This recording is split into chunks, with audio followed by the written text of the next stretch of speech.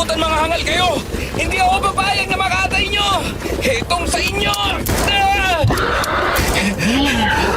Mabuti na lang may parating na sasakyan! Kuya! Ikaw ba yan? Talagang hindi kayo nauubos, ha? Uubusin kong lahi nyo! Oliver! Kuya! Ikaw nga! Salamat sa Diyos! Sakay! Bilisan mo! Uutasin ko mga yan!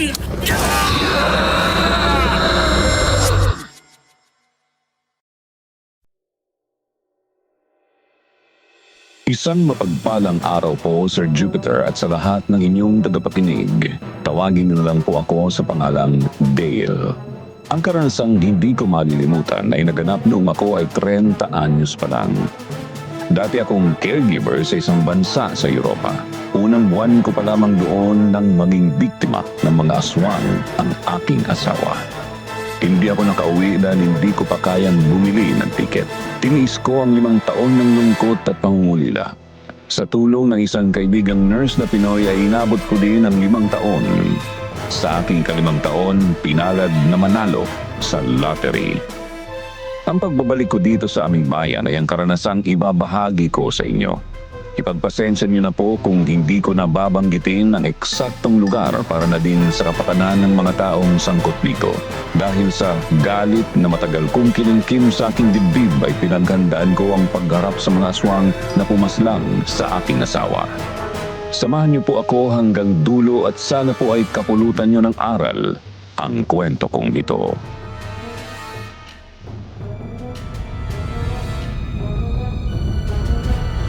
Ayoko na sanang tumungtong sa lugar na to. Kinamumuhian ko ang baryong to. Pero pinaghandaan ko pagbabalik ko dito ngayon. Dahil ba sa nangyari kay Ate Maylin, Kuya? Alam mong dahilan, Oliver. Kagaya ngayon, kung hindi ako dumating baka ginawa ka ng hapunan ng mga aswang na yun. Oo nga eh. Mabuti na lang dumating ka. Ay, hindi lang naman ikaw ang nagtanim ng galit sa lugar na to eh. Pati ako. Kasi kasama ni Mama si Ate Maylin nang mapas lang sila ng mga aswang. Wala pa rin ipinagbago dito sa atin. Pagbaba ng highway, maglalakad pa rin. Dating daan na maalikabok kapag tagaraw at maputi kapag umuulan. Ay, Etong daan lang ang hindi pa nagbabago, Kuya eh. Malalaki ng bahay doon sa bari natin. Marami ng mga sasakyan, asinsado na nga. Kinukupit kasi ng mga politikong nakaupo sa Kapitolyo at pati na rin dyan sa munisipyo. Talamak ang korupsyon dito sa atin. Teka, hindi mo nabanggit sa akin na may sasakyan ka na pala. oo, marami pa nito. Pasensya ka na hindi ko nasabi. Ang totoo, para sa'yo to eh. So sorpresahin sana kita kaya lang nasira plano ko dahil sa nangyari kanina. Teka nga lang, ano nga palang ginagawa mo dun? Sabi mo salubungin kita sa kanto kaya naglakad ako papuntang kanto. Oo nga pala, sorry. Sino kayang lokong to? At akala mo binili ang kalsada kung makabusina. Mabuti na lang malapad ang kalsada. Kung hindi, makakabanggang lokong yun. Parang hindi naman taga rito ang abnoy na yan ah. May ihinagis na sako sa aripit ng palayan. Sandali nga, titingnan ko.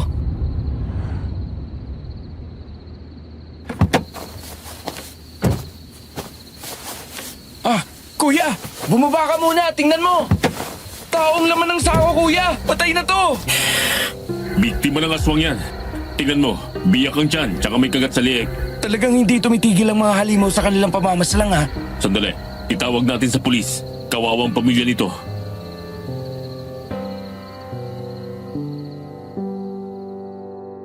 Nang dumating ang mga pulis ay kinuha ang bangkay.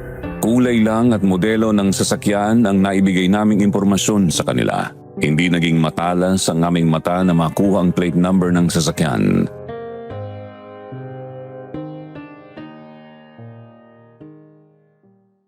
Laking dismay ako nang dumating ako sa bahay ng aking ina. Nandun din ang kapatid ng nanay ko na si Tio Romy na ang kargang kahanginan sa ulo ay wagas.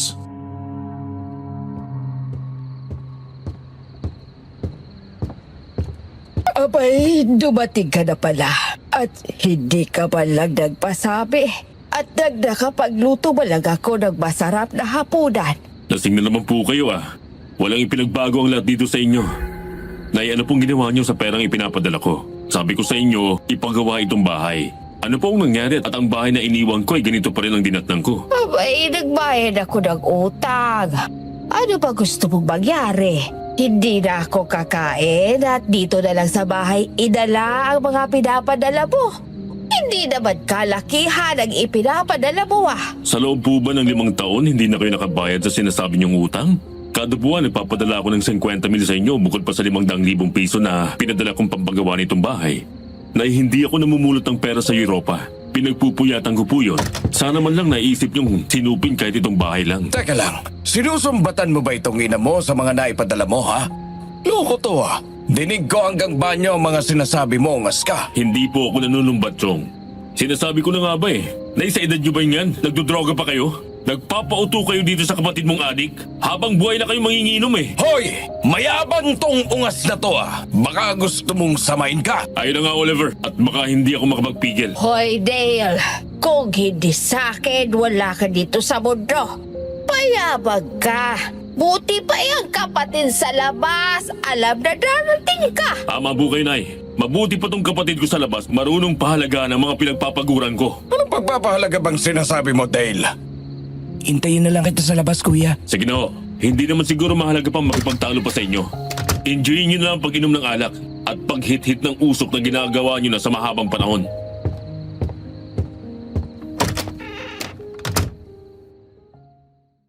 Sumama ako kay Oliver sa bahay niya sa kabilang barangay. Magkatabi lang naman ang lugar namin pero iisang kalsada ang dadaanan papasok dito. Lumaki kami ni Oliver na magkalaro dahil lagi akong dinadala ni tatay sa kanila. Hindi kasi magandang ihemplo ang nanay ko sa amin dahil manginginom ng alak si nanay at ang kapatid naman niya ay isang adik. Kaya malapit kami sa isa't isa. Saka hindi ko inisip kailanman na anak siya sa labas. Nasurpresa ako sa bahay niya. Ang dating bahay nila Tita Grace ay wala na. Bagong gawa ang bahay ni Dale. Fully furnished ito. Masinop dahil may bakod na konkreto na. Nung umalis ako ng Pilipinas, maliit lang ito at gawa sa light materials. Pero malaki na ang ipinagbago nito.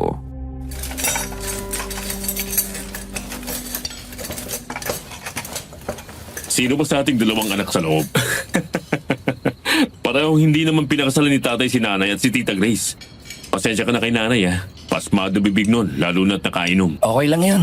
Sanay naman ako kay Tita Sita. Pero salamat, kuya. Salamat saan? Sa lahat ng tulong mo sa akin. Itong lote na kinatitirikan ng bahay, akin na. Kung hindi sa tulong mo, hindi ko naman maipapagawa ito. Tsaka, hindi naman din ako makakatapos kung hindi mo ako tinulungan. Sino ba naman ang magtutulungan kung hindi tayo lang? Dalawa lang naman tayo magkapatid. Ewan lang kung dalawa nga lang tayo. Wala namang ipinamana si tatay sa ating dalawa kundi kagupuhan lang eh. Oo nga, no? Bakit nga pala magkaiba tayo ng apelyido, kuya? Hermando ang ginamit ni tatay nung nakilala niya si nanay. At malamang, apelyido ni tatay ang Diboda nung nakilala naman si Tita Grace. Kaya sa birth certificate mo, ganun ang nakalagay. Baka nga. Maiba ako, kuya. Ilang buwan ang bakasyon mo? For good na ako dito. Talaga, kuya? Yes! Okay yun! Dito ka na tumira. Bahay mo din naman ito eh. Hindi. Ikaw ang titira sa akin. Kailangan kita sa mga gagawin ko. Marami tayong magiging trabaho. Teka lang, ano nga palang nangyari at nag-awol ka? Ayoko makasama sa mga sundalong nagiging tuta ng matataas na opisyal ng sandatahan. Nasunod-sunuran sa mga pinagagawa sa kanila na labag na sa tungkuling sinumpaan ko, kuya. Talagang ang korupsyon dito sa Pilipinas ay hindi kayang pigilan. Tama lang ang ginawa mo. Hindi bale, meron tayong mahalagang bagay na kailangan maumpisahan. Para na rin sa mga mahal natin na nawala ng dahil sa mga salot na aswang na yan. Game ako dyan, kuya. Ano man yan? Gusto ko rin maipagiganti si mama.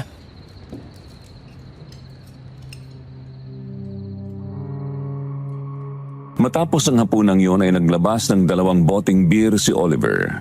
Lagi namin ginagawa ayon noong mga teenager pa kapag magkasama kami.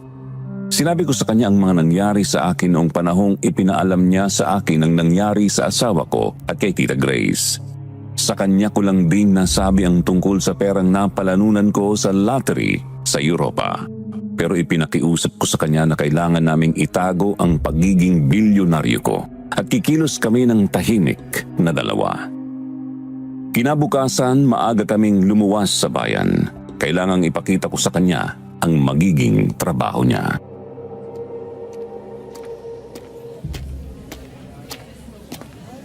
Morning, sir. Miss Olga, this is my brother, Oliver. He's the one I told you. This is Miss Olga Jose, my personal secretary. Hello, Sir Oliver. Hi, Miss Olga. To my office, Miss Olga. Okay, sir. Coffee or tea? 2 black coffee, please. Thank you, Miss Olga.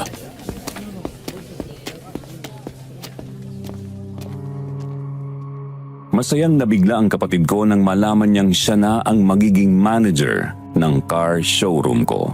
Dealer kami ng sikat na Japanese car at mayroon akong 4 na showroom sa mga key cities ng probinsya. Alam kong kakayanin niya ang managerial position dahil nakatapos naman siya ng business administration.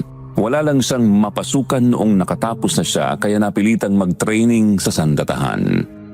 Ang maghapong ito ay ginugol ni Oliver para sa training kasama ng mga salesman at nag-online training din siya. Late night na kaming umuwi. Hindi niya akalain na ang uuwian niyang bahay ko ay ganito. Ayon sa kanya ay sa mga pelikula lang niya nakikita at ang interior ay sa mga magazine lang makikita.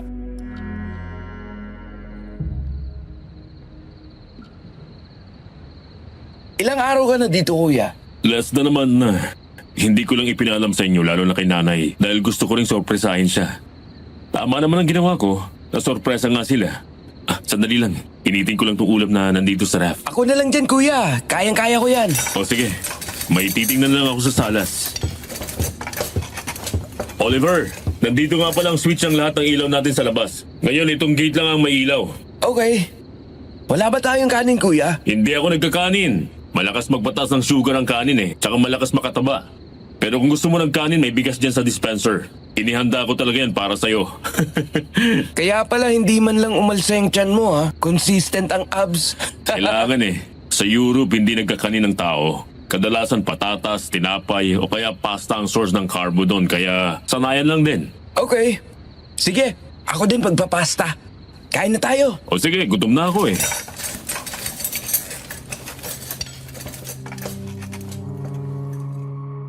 Halos hating gabi na habang nagkakape kaming magkapatid sa salas ay kita namin ang pagpasok ng 4 na lalaki sa loob ng bakuran. Dahil one-way mirror lang naman ang dingding at sarado ang ilaw sa loob, hindi kami makikita sa labas na nakaupo sa loob.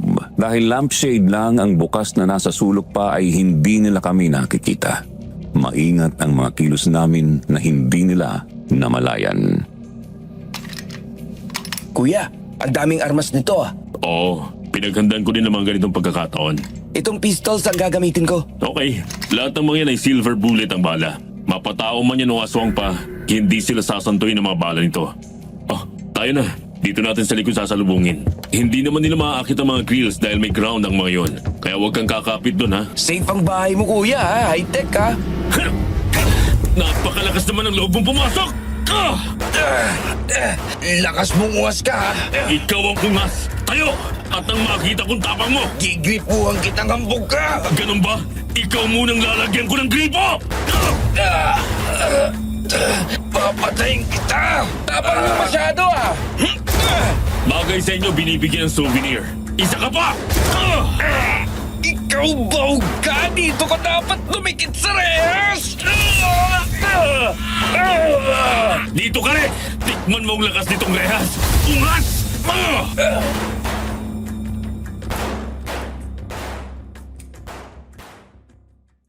Dinala ng mga pulis ang 4 na lalaking nangahas na pumasok sa bahay ko.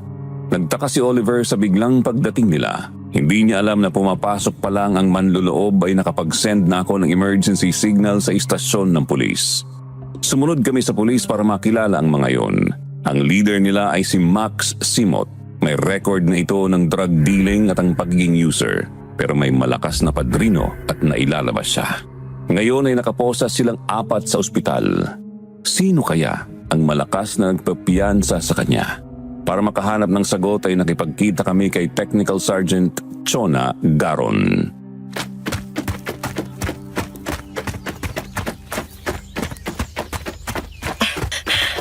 Kailan ka ba dumating ng Pilipinas? At ngayon ka lang nagpakita? Mga 3 linggo na. Kapatid ko si Oliver. Hello, Sarge. Upo nga muna tayo. Oo, kilala ko siya. Hindi ba siyang best man mo nang kinasal kayo ni Maylene? Oops, sorry. Ako nga yan. Pinsan mo pala si Ate Maylene? Oo, para kaming kambal tukunon, kaya lang. Okay lang. Tungkol dun sa itinawag ko sa'yo, anong balita? Hindi malino ang detalye kung sinong padrino ng ungas na yon. Sa kabilang bayan yun nakulong dati. Meron daw misteryoso naglakad para mailabas. Pero ayon sa source ko, involved yung Max Simot sa sindikato ng droga. Sabi parang miyembro din daw ng kulto si Max.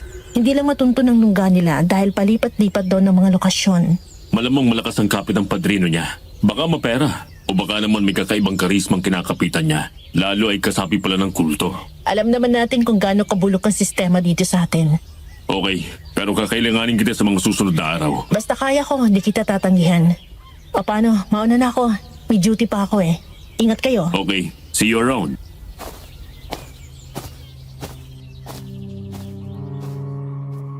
Parang lalong dumami ang mga tanong ko sa isip, pero binaliwala ko muna yun. Scheduled ang maghapon ko ngayon. Bago kami tumuloy sa showroom, dumaan na kami sa mall. Binilan ko ng mga akmang kasuotan ang kapatid ko para sa kanyang trabaho. Tinatanggihan lahat ng ipasukat ko pero wala naman siyang magagawa dahil kailangan niyang maging akma ang kasuotan sa kanyang posisyon.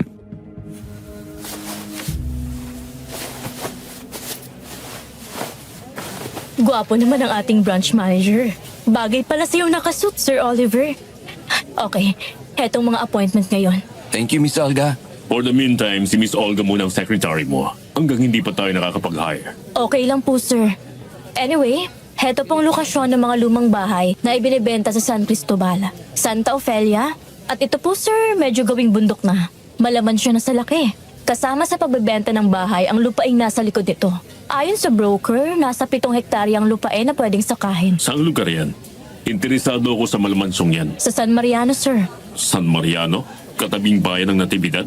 Kuya, di ba taga dyan si Ate Maylin? Oo. Okay, Miss Olga. Mag-set ka ng meeting sa broker this afternoon. Gusto kong makita ang property na yan. Noted, sir.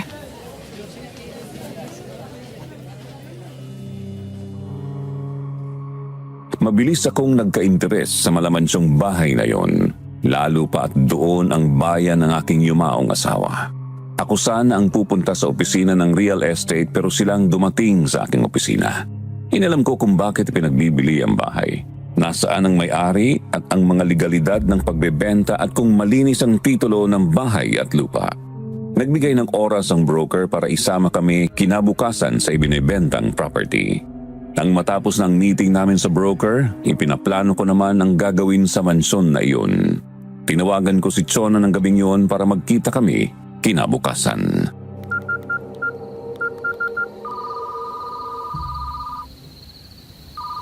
Chona? Mag-iingat kayo ni Oliver. Nakatakas si Max at ang mga kasama niya. Ihahatid na namang pulis dito sa presinto na makatanggap kami ng tawag na may bumangga sa mobile na sinasakyan nila. Parang nakatakas sa mga yun. Sabi ng driver ng mobile, ang mga nagpatakas sa kanila parang mga aswang na high sa droga. Tumutulo daw ang laway na parang nauulol na aso. Salamat sa paalala. Teka, uuwi ka pa ba ng San Mariano ngayon? Gusto mo, sunduin ka na lang namin dyan. 1 oras bago ako mag-off. Medyo delikado umuwi ng San Mariano ngayon. Umaatake na naman pala mga aswang. Okay, wag kang aalis. Hintayin mo kami at susunduin ka namin. Tara, susunduin natin si Chona. Ha? Bakit? Anong nangyari kay Chona? Kay Chona wala pa, pero dun sa grupo na namasok dito, nakatakas daw.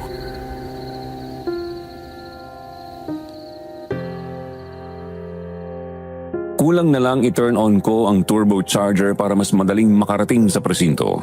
Hindi maganda ang pakiramdam ko nang marinig kong nakatakas ang grupo ni Max at meron bang involved na aswang. Ayokong mangyari kay Chona ang nangyari sa aking asawa. Kaya bago pa mag-off duty si Chona ay naghihintay na kami sa labas.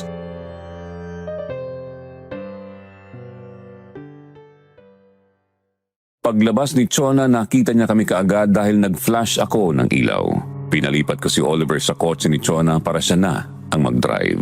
Nagulat pa ito sa iniutos ko, pero ngiti lang ang itinugon ko sa kanya. Nang makarating sa bahay, nag-midnight snacks lang kami at isinama ko na siya sa guest room.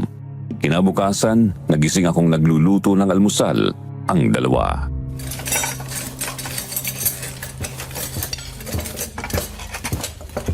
Ay, kuya, morning! Ganda umaga. Pasensya ka na, nakialam na ako dito sa kusina mo. Walang problema. Okay ka ganyan na eh. Feel at home kayo. Sobrang asenso ka na, Dale. Masaya ako para sa'yo. Lahat ng mga gamit mo dito sa kusina mo, high-tech. Kuya, black coffee. Sarge, coffee with cream. Etong pancake kuya, si Sargento nagluto. Salamat, Oliver. Bawal ang pintasan ng luto ni Sarge, ha? Natatandaan mo pa talaga yon. Grabe ka. Oo nga pala kuya, tumawag si Tita Sita. Pinasasabi na bigyan mo daw siya ng pera. Kasalukuyan kong pinagagawa ang bahay niya. Pinadalan ko na rin sila ng pagkain kailangan niya. Hayaan muna natin si nanay. Malamang pangbote lang o pang drogang inuungot nun. Kapag binigyan ko pa siya ng cash, kinukonsinti ko siya sa mga mali niya. Kailangan niya magising at magbago. Patanda na siya, eh. Ah. Yes, Miss Olga? Alright. Kasama ko si Oliver. I'll see you later.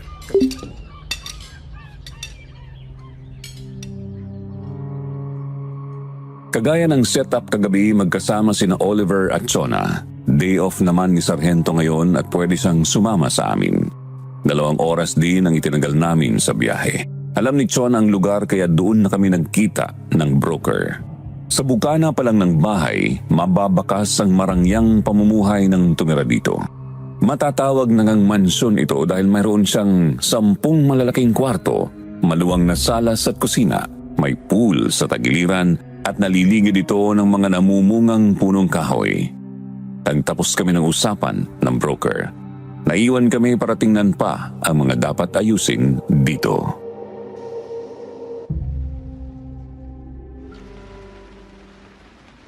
Nasaan ang dating may-ari nito, Jonah? Matagal lang patay ang may-ari nito.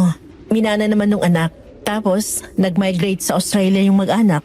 Kumuha ng caretaker dito. Kaya lang, napas lang din sila. Nalaman lang dahil umaalingaso na hanggang dito sa labas ang naagdas din ng katawan. Ha? Ibig mong sabihin, kinamatayan na ang mansyon na yan? Oo, ayon sa medical legal, ang kaso, ang mayamang may-ari nito at ang sa mga caretaker ay pareho lang. Nasaid ang dugo nila at ang pagkuha ng kanilang internal organ. Ang puso nila ay senyales ng karahasan dahil sa mga baling buto sa likod ng mga biktima. Parang may ibang tao dito. Parang may tumakbo dun sa hall. Tama si Oliver. May ibang nandito sa loob. Para kasing may mga matang kanina pa nakatingin sa atin eh. Ano yun? Parang may umaangil. Umanda kayo. Hindi magandang kutob ko sa mga kaluskos dito. Sinasabi ko na nga, abay. Pinamamahayan nyo itong mansyon, mga aswang kayo. Panginoon ko, ang dami nila! Sige! Sugod! Mga anak kayo ng kadiliman! Kumain kayo ng bala, mga salot kayo! Pagpapayarin ko kayong lahat ng mga ungas kayo! Nakatakas yung isa! Tumalon sa bintana! Hindi ka makakalayo, ungas ka! Tayo na! Pasukin natin lahat ng mga kwarto. Baka meron pa. Doon kayong dalawa!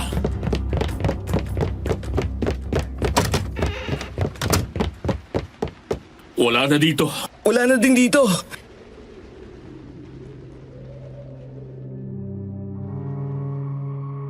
Nabuksan naming lahat ang mga kwarto sa unang palapag at wala na kaming nakita pang naroon. Pero sa ground floor, mayroon isang kwartong nabuksan kami na may mga parapernalya. Nawiwirduhan kami na inabutan naming may mga aswang na namamahay dito. Sila din kaya ang mga gumagamit ng droga. Mistulang drug din ang pamamasaysay ng kwartong ito. Hanggang sa likod bahay, naikot na namin pero wala na kaming nakitang aswang. Kinabukasan, pumunta ako sa isang construction firm para sa renovation ng mansyon. Sa tulong naman ni Chona, nakakuha kami ng mga taong maglilinis doon. Bagamat takot ang mga taong pumasok sa loob ng mansyon, ipinangako kong babantayan ko sila para makasigurong walang mapapahamak.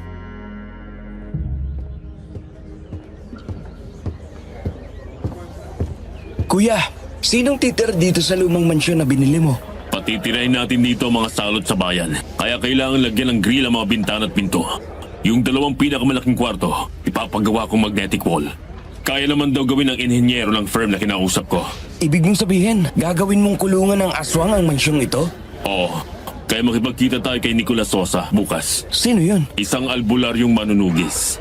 Kailangan natin ang tulong niya para makahingi tayo ng armas na magagamit natin. May kinontrata na rin akong gagawa ng busal ugag na gawa sa aloy para hindi kayang tunawin ang mga laway nila. Ha? Sinong gagamit ng busal, kuya? Ang mga titira dito. Nandito sa ibaba ang 2 malalaking kwarto. Kaya titipigin ang pader ng left wing at palalagyan ko ng entrance na kasya lang sa likod ng sasakyan. Kaya fully remote controlled ang buong mansyon. Bukas nila sisimula ang renovation dito. Malaking gagastusin mo kuya sa mga plano mong yan ah. Ayos lang. Basta magkaroon ng katahimikan sa bayang ito. At pati ng karatig bayan. Dito na rin matatapos ang buhay nilang natitira pa sa mundo. Sumisigaw sa taas kuya. Sa taas, dali! Ano pong nangyari dito? Oh God, mga kalansay sa loob ng mga closet. Pinamamahayan na nga ng aswang. Pinagtaguan pa ng mga ebidensya ng krimen. Kuya, pakibuksan niyo pong lahat ng mga cabinet sa lahat ng mga kwarto. Lahat din po ng mga gamit na pakikinabangan niyo ay ilabas na rin para maiuwi niyo mamaya. Kailangan pong mabakante natin ang buong mansyon. Walang iiwanang muebles dito sa loob. Anong gagawin natin sa mga ito kuya? Tatawagin ko si Jonah para makakita nila ang mga yan. Kailangan nila ng forensic dito.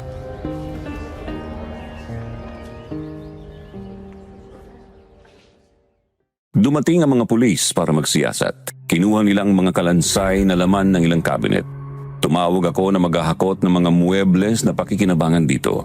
Ipinamigay ko na lang sa mga naglinis para magamit nila. Kinabukasan, maaga kaming pumunta sa address na ibinigay ni Miss Olga. Naabutan namin si Nicolas Sausa na gumagawa ng hintura. Alam na niya ang sadya namin sa kanya.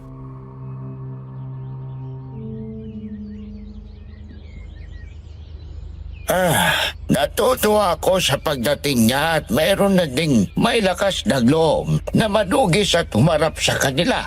Mahabang panahon din ang pamiminsala nila sa propinsyang ito. Tatang, gusto po namin na magkaroon ng armas na magagamit naming panlaban sa mga aswang na mapaparalisa lang sila. Yung hindi sila mapapatay kagad. Akit naman bubuhayin mo pa ang mga salot na yon kung makaharap mo sila. Gusto ko po maramdaman nila ang sakit at hirap na ipinaparamdam nila sa mga nabibiktima nila at sa mga naiiwan ng mga napapaslang nila. Yung armas po na iindahin nila ang sakit. Makakapagpahina po sa kanila, pero hindi nila ikamamatay. Meron naman. Sandali at kukunin ko. Gaano katagal ang pag-aayos ng mansyon kuya?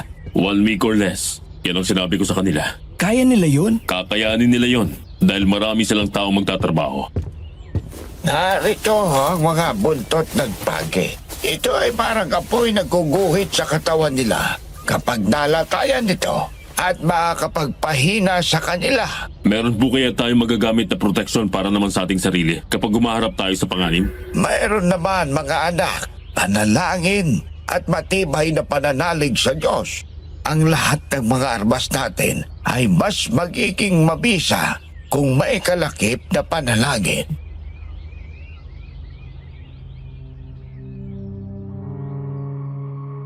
Tama si Tata Nicolas. Mas matibay na kalasag ang panalangin. Parang nagising ako sa matagal na pagkakatulog. Dahil magmula nang mawala ang aking asawa, naramdaman kong lumayo ako sa Diyos. Lalo na nang manalo ako sa lottery. Pakiramdam ko puro na lang paghihiganti ang laman ng isip ko. Nakalimutan ko na yata ang nagbigay ng lahat ng biyaya sa akin.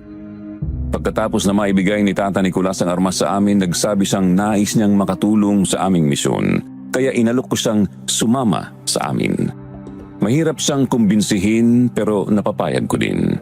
Nakita ko ang pamamasaysay ng pamumuhay niya kaya inalok ko siya. Wala namang asawa at anak si Tata Nicolas kaya wala naman siyang aalalahaning maiiwan sa kubo niya. Dumiretso kami sa mansyong ipinapaayos ko.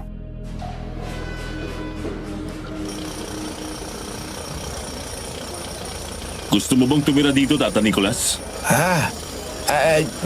Dito mo ba ako patitirahin? Dito nga po. Kapag natapos to, kailangan pong merong tagatingin dito. Mayor, ang dating ni Tata Nicolas dito ah.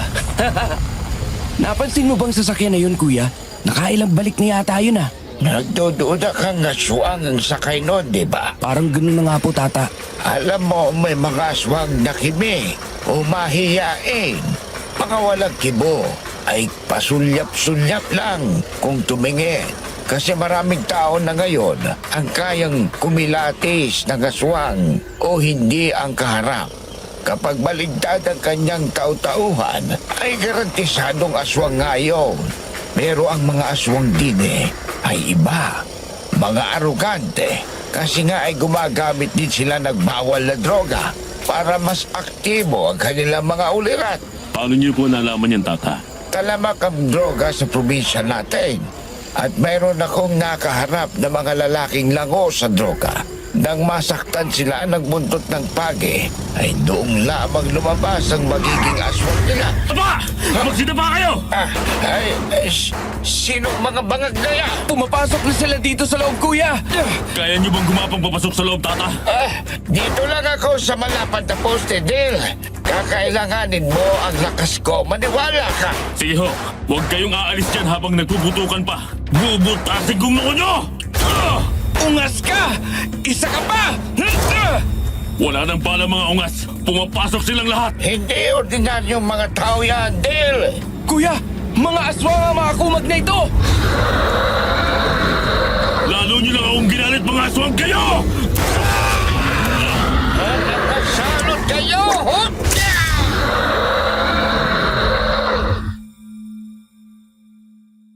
Nang humupa ang putukan ay nakasilip lahat sa bintana ang mga taong abala na nagtatrabaho kanina. Mangha silang lahat nang makita nilang umuusok ang katawan ng mga aswang na umatake kahit maaga pa. Balik sa trabaho ang lahat. Hanggang sa sumapit ang oras ng pag-uwi nila ng hapon. Walang iniwang bukas na maaring pasukan ng sino mang mangangahas na pasukin ng mansyon dahil inuna nilang lahat ang pagkakabit ng mga grills sa lahat ng port of entry.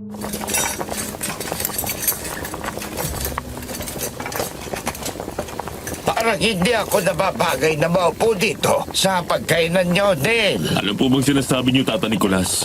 Maupo na kayo at malapit na pumaluto itong pangmalakasang beef curry ni Oliver. Nako, Tata Nicolas, kapag natikpan niyo po itong luto ko, malilimutan mo stress ninyo sa buhay. Hey, salamat. At hindi kayo kagaya ng iba na nagkalaman ng barya ang bulsa ay umabang na. May mga ako ng usapan. Sigurado ka ba sa mga plano mo, Dale? Oo naman po. Sa tingin niyo po ba mali ang iniisip kong paglipol sa kanila? Eh, hindi naman. Kaya lang, magastos at baka mahirapan tayo. Alam ko po yun. Kung tungkol po sa gastos, may budget po ako para doon. Gusto ko pong magkaroon ng katarungan ng kamatayan ng aking asawa. Sandali lang po. Hello? Okay, sandali lang. Bro, pakisundo sa gate si Chona. Okay lang? Sure, nandyan pala sa Sorrento Beauty. Gusto ko lang na maunawaan mo na gagawin natin ito. Hindi dahil para makaganti, kundi para sa kapakanan at kapanatagan ng nakararami. Ang paghihiganti ay magbibigay sa iyo ng mabigat na dalahin sa iyong dibdib. Sana, kapag naisakituparan na natin ang mga plano mo, ay magkaroon ng kapanatagan ng isip at puso mo. Tama po kayo, Tata Nicolas. Magkakaroon lang po ng kapanatagan ng isipan ko kapag nakita ko silang masahol pa sa presong nararanasan nila. Good evening. May bisita pala kayo? Good evening. Upo ka na dito. Si Tata Nicolas, si Sargento Chona Garon po. Pinsan po ng yumaw kong asawa. Guys, kailangan doble ingat tayo. Hindi pa rin nahuhuli si Maximot at ang mga kasama niya. Sila ang most wanted dito ngayon sa buong probinsya. May presyong ulo niya ngayon. Hindi ba yan ang nababalitang nagtutulak daw ng droga dito? Yun nga po ang sabi-sabi. Nag-positive din po siya sa drug test. Madulas ang lalaking yun, ano? May tama na sa hita, nakatakas pa. Hanggat hindi napuputol ang puno, patuloy na dadami ang sanga. Kaya ang dapat na mahuli ng mga otoridad dito ay ang pinuno nila.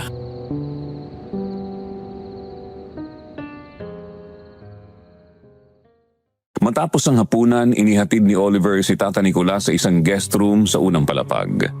Si Chona nakaupo pa rin sa sofa. Hindi pa daw inaantok kaya gumawa ako ng tsa. Kagaya ng nakagawian ko dito, sa labas lang bukas ang ilaw. Pagbaba ni Oliver, diretso siyang umupo sa tapat ni Chona. Alam kong kursunada ni Oliver si Chona, kaya binibigyan ko ng pagkakataon ng kapatid ko para makapalagay ang loob si Chona. Ito ang dahilan kung bakit iniimbitahan ko si Chona na huwag nang uuwi sa kanila kapag gabi na ang tapos ng duty niya. Masaya akong makita si Oliver na nakangiti lagi. Lumaki kasi siyang mag-isa at ako lang ang daingan niya sa lahat ng nangyayari sa buhay niya. Kaya nung nasa Europa ako, hindi ko siya pinabayaan. Pagka-serve ko ng tsaa, umakyat na ako sa kwarto ko at iniwan ko silang dalawa sa ibaba para magkasarilinan.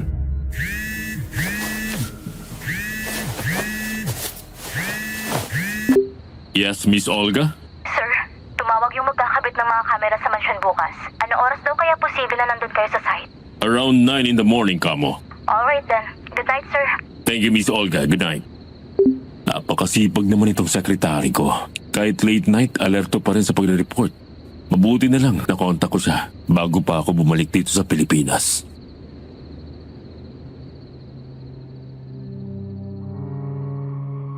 Sino nga ba si Olga Jose? Nakilala ko siya dahil kay tatay. Basta ang pagpapakilala ni tatay sa kanya sa akin noon ay anak ng kanyang kumpare. Simula noon, naging magkaibigan kami. Nagkikita kami sa eskwelahan noon. Elementary pa ako noon at siya naman ay practice teacher na sa high school.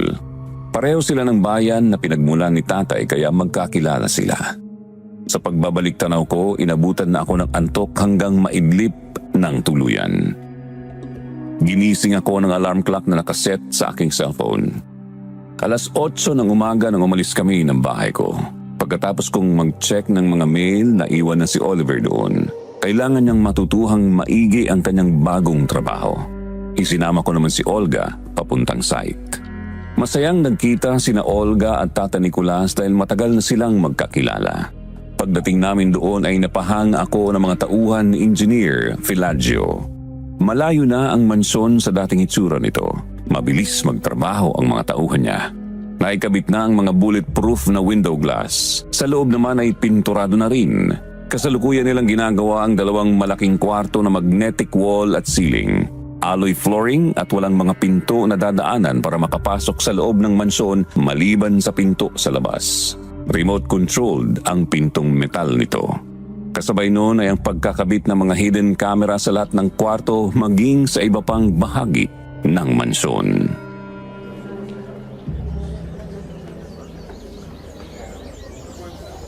Miss Olga, pakitawagan si Oliver na huwag nang sumunod dito.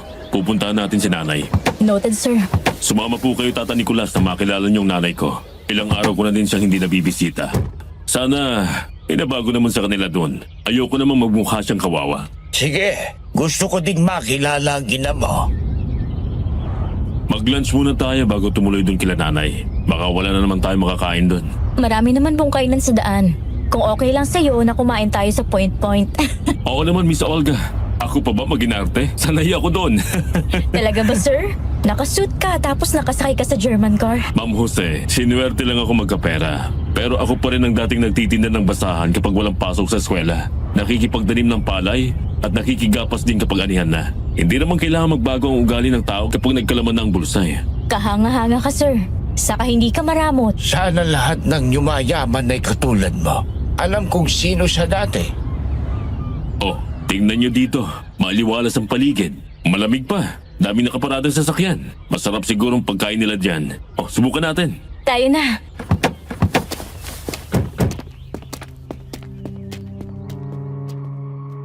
Nasa tabing highway ang kainan na ito. Maraming kumakain sa loob pero mayroon pang bakanting mesa kaya doon na kami umupo. Yari sa kawayan at kugon ang kainan na ito. Pero hindi lang ito ang restaurant dito. Maraming magkakatabi sila. Dahil kambing ang specialty nila, umorder kami ng papaitan at kaldereta. Habang naghihintay kaming may serve ang order ay patuloy pang may pumaparadang sasakyan sa harap. Nagbabaan ang mga sakay ng 2 kotseng puti. Mabilis silang makita dahil open space ito. Nang pumasok ang 2, nakaramdam ako ng kakaibang presensya nila. Sumunod pa ang 2 na umupo sa mesang nasa tapat namin. Ang sakay naman ng isang sasakyan ay mag-anak na umupo sa sulok na malayo sa kanila. Nagkatinginan kami ni Tata Nicolas.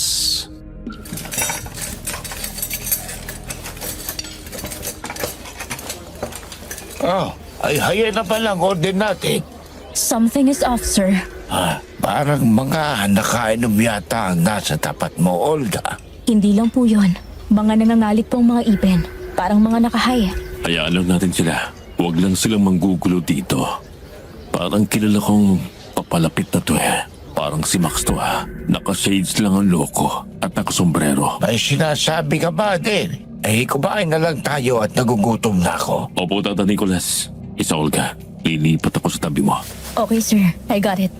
Umusog ka nga doon. Nakabara ka sa pwesto ng iba. Excuse me?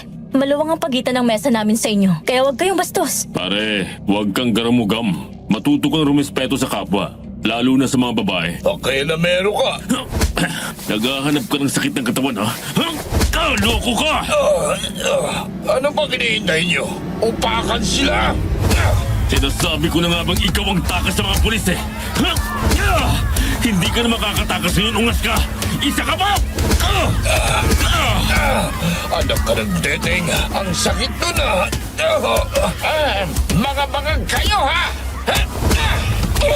Itong bagay sa katulad mo! Nagtakbuhan ng mga loko. Bumalik kayo rito mga kumag! Mga anak kayo ng mga buhayang adik! Miss Olga, tawagan mo si Sargento Garon. Nandito ka mong most wanted ng bayang to. Copy, sir.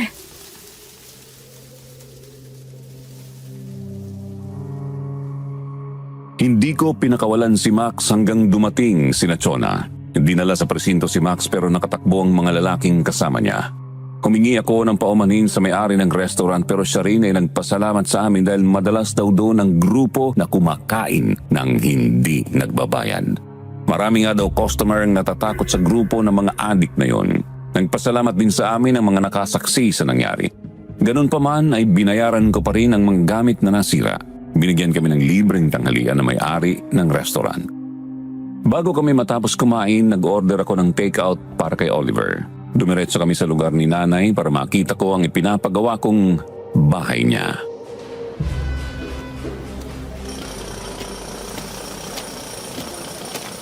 Aba, may magaling pala akong bisita. Ay, mabuti naman at pumunta ka dito. Kaaga niyo naman po yatang lasing, Nay. Paano po? Nako, hindi na kailangan ng pamano-manong ganyan. Ibigyan mo na lang ako ng pera. Mas matutuwa pa ako. Hindi ho ba? Kapapadala ko lang ng 20 mil sa inyo. Nako, naubos na yun. Sino bang nagdala, Miss Olga? Si Senon, sir. Aba, buhay ka pa pala, Olga Jose. Akala ko matagal ka nagtirabunan ng lupa. Maraming namamatay sa maling akala. 3 araw pa lang po nakakalipas, ubus na? Anong paggastos pong ginagawa nyo? Hoy, ano bang 20 mil kung ikukumpara mo sa milyong piso mong ipinabili sa lumang mansyon sa kabilang bayan, ha? Ibig kaya bagad ka rin ano. Ipinapagawa mo itong bahay ko para hindi ka kahiyahiya sa mga taong makakaalam na bumili ka ng mansyon. Samantalang ang taong nagpalaki sa'yo, kahit hindi ka kaano-ano ay nakatira sa barong-barong. Ho? Anong ibig yung sabihin, hindi nyo ako anak? Sige, mahal. Sabihin mo kung anong totoo para malaman ng mayabang na ito kung ano mo siya. Sige, Mahal? Ano ho bang ibig yung sabihin? maganda nga sigurong malaman mo ang totoo. Makasakaling tumanaw ka ng utang na loob. Inuwi ka lang dito sa akin ng ama mo noong magka-live-in kami. Siyempre, gwapo ang ama mo, kaya akong taga ay tinanggap ka kahit sukal na sukal ang loob ko. Anak ka niya sa isang kulihiyalang naloko ng ama mong babaero. Pero mas taga ang ama mo dahil hindi niya alam na nililibas ko lang din ang kita niya. Kasi kahit isang beses ay hindi kami nagsiping ng ama mo dahil inuuto ko lang siya. Nandito ang tunay kong asawa, si Robbie. Kaya naman ho pala eh. Kaya naman pala, ano? Kaya ho pala kahit minsan hindi ko naramdaman na itinuring nyo akong anak. Kasi bata pa ako, binubuhay ko na kayo. Lahat ng kinikita ko sa pagtitinda ng basahan, kinukuha nyo. Lahat ng perang itinatago ko kapag taniman ng palay at anihan ay pwersahan yung kinukuha. Kasi wala kayong pakialam sa akin. Abay, siyempre. Para may pambili ako ng pagkain. Talaga na magpakainin pa kita wala naman tayong relasyon. Kaya nga kahit dito ka lang natutulog sa labas ng bahay at pinapapaka ng lamok, wala akong pakialam sa'yo Tama nga po kayo. Kailangan kong tumanaw ng malaking utang na loob sa inyong mag-asawa. Abay, dapat lang. Sir, okay ka lang? I'm good. Mag-issue ka ng checking ngayon sa kanila bilang bayad sa mga pagpapahirap nila sa akin. Sir, $1 million is more than enough. eto sir. Sigurado ka rito? Sapat na ho yan sa lahat ng sakit ng katawan na pamamalo nyo sa akin. Sa lahat ng gutom na inabot ko sa inyo. Ito na ang huling beses na magkikita tayo. Dahil sa susunod na magkaharap-harap pa tayo, meron na manghihiram ng mukha sa aso.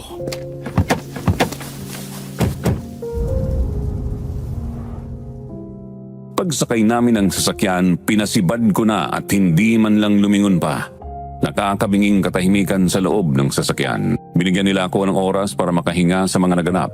Tama lang pala na minahal ko ang nag-iisa kong kapatid dahil siya lang pala ang tunay kong pamilya.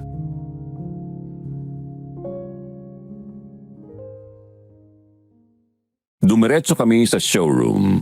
Ininit ni Miss Olga ang pagkaing dala namin para kay Oliver. Pinilit kong makabawi sa masakit na katotohanang sumampal sa akin. Ayokong maapektuhan silang lahat sa mga sama ng loob ko. Pinili kong wag na munang sabihin kay Oliver ang katotohanan.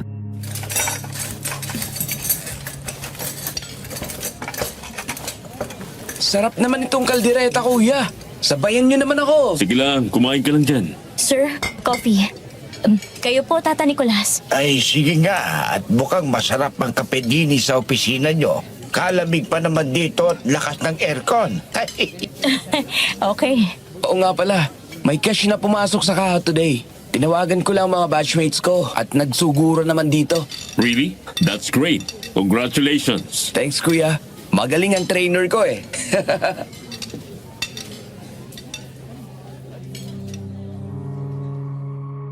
Nabawi ng saya ni Oliver ang pagkadismaya ko sa mga taong kinalakihan ko. Nang magsarado ang showroom, inimbitahan ko si Miss Olga na sa bahay na mag-dinner. Nagpaunlak naman siya. Kaya bago kami umuwi, namili muna kami ng mailulutong pang-dinner at idinamay na rin namin hanggang pang-midnight snacks. Maaga ring nag-off duty si Chona kaya kasabay din namin siyang umuwi sa bahay ko.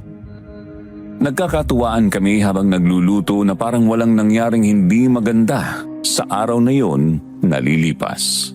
Pagkatapos ng masayang dinner, naglabas ako ng maiinom, pampagana sa kwentuhan at pampaantok na din.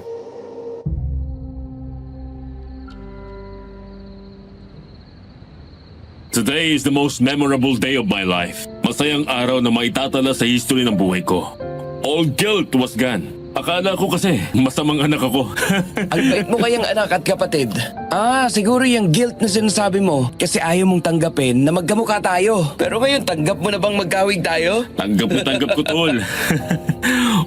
Oh, bakit mo tinititigan si Miss Olga, Tata Nicolas? Wala naman. Natutuwa lang ako sa mga ngiti ni Olga. O ikaw naman kailan ka mag-aasawa uli? Sabi mo malungkot ang mag-isa. Mahabang panahon na mula nang mabiyudo ka ng asawa mo. Baka naman panahon na para maghanap ka na ng makakasama. Kapag po may makakasama na sa buhay ang kapatid ko, Dapat nga ikaw ang mauna, kuya eh. Kung ako, malabo pa ako makapag-asawa. May nagugustuhan na sana ako. Kaya lang, hindi ako bet. Nako, pipila na magkakagusto sa'yo niyan, Sir Oliver. Di kotse ka na ngayon, dinektay pa. Niligawan mo na dapat para nalaman mo kung papasa ka ba o hindi. Tama ba ako, Miss Olga? Tama ka naman, Sargento.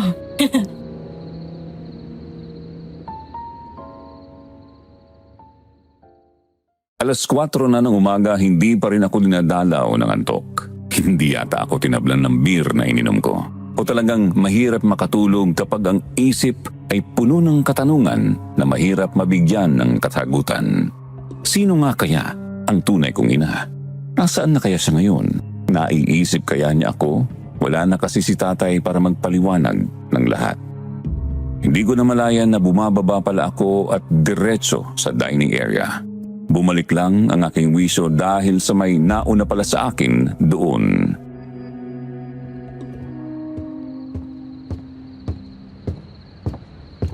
Morning, sir. Morning, Miss Olga. Kumusta ka na? Nakialam na ako magtimpla ng kape dito sa kusina mo. Ang bahay na ito ay bahay din ng mga taong malapit sa akin. Hindi rin po ba kayo natulog? Oo, parang namamahay yata ako. Hindi sanay matulog sa bahay ng mayaman.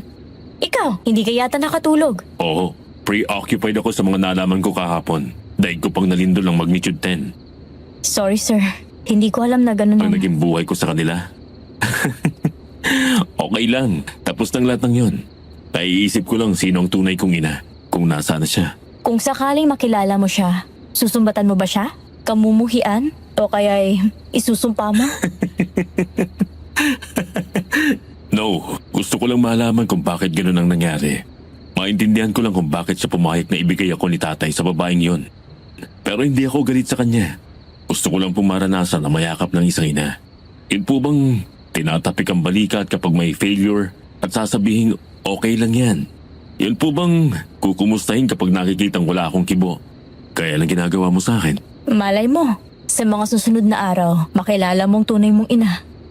Pwede po kayong mag-day off ngayon kung wala kayong tulog. Baka magkasakit naman kayo. Hindi. Kaya ko. Pwede naman umidlip sa office during break time, hindi ba? Siyempre naman po.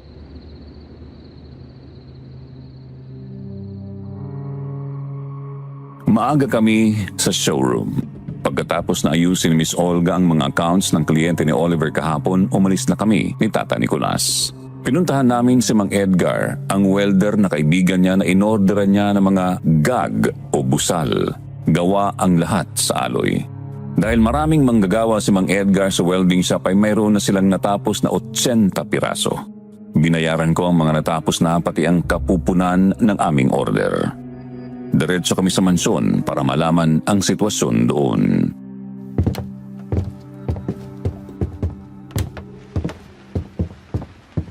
Mabilis ba tatapos ang renovation dito, Dale?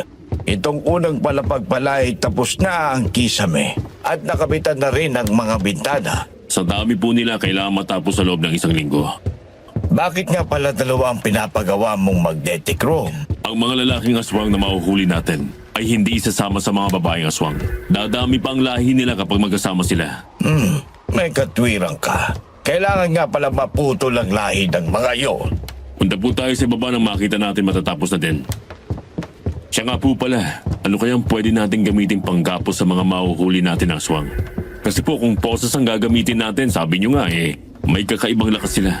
Kaya papag-iwalay nilang mga yon. Ang solusyon lang na alam ko para dyan ay putulin ang mga kamay nila. Makatarungan po kayang gagawin natin kung puputulan natin sila ng kamay? Ay hindi din naman sila nagiging makatarungan sa mga biktima nila. Kasi ang mga kamay nila ay nilalabasan ng matutulis na kugong kayang humiwa ng katawan ng tao. Kapag naputol na ang mga kamay nila, kaya nilang pagalingin ang sugat pero hindi nila kayang patubuin pa ang naputol na bahagi ng katawan nila. Maliban na lang sa mga aswang na manananggal.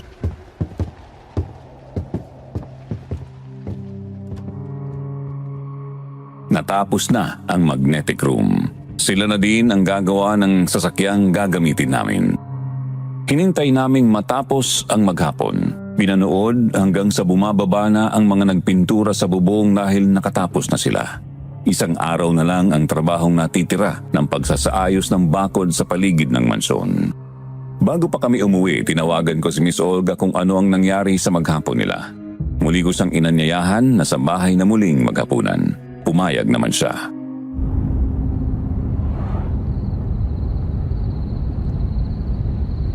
Malapit ka rin pala kay Olga, Dale. Gusto ko lang pong ibalik sa kanya ang mga magagandang bagay na ginawa niya sa akin nung madalas kaming magkita sa eskwelahan.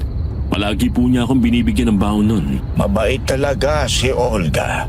Sayang nga lang at hindi na naabutan ng mga magulang niya na nagtagumpay siya sa buhay niya sa kabila ng mga ginawa nila kay Olga. Bakit po, Tata Nicolas? Ano po bang ginawa nila kay Miss Olga? Tsaka, paano niyo po siya nakilala? Pamangking ko si Olga. Anak siya ng kapatid kong si Benita.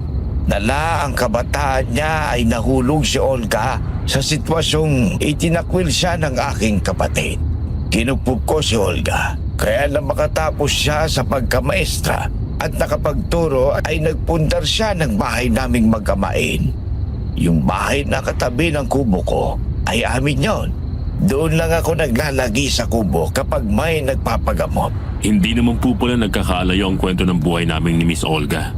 Siya may tsuhi na gaya niyo. Ako naman, may Tita Grace na nanay ni Oliver. Ganun ba? Mabait na bata si Olga. Hindi lang swerte sa pag-ibig. Talagang bawat tao may kanya-kanyang kwento ng buhay. Hello? Yes, Oliver? Kuya, nandito si Tita Sita sa harap ng bahay mo. Ano daw kailangan niya? Hindi ko alam. Nagsisisigaw dito sa gate. Kadarating lang namin dito ni Miss Olga. Hindi ko alam kung paano nalaman itong bahay mo eh. Papapasukin ko ba?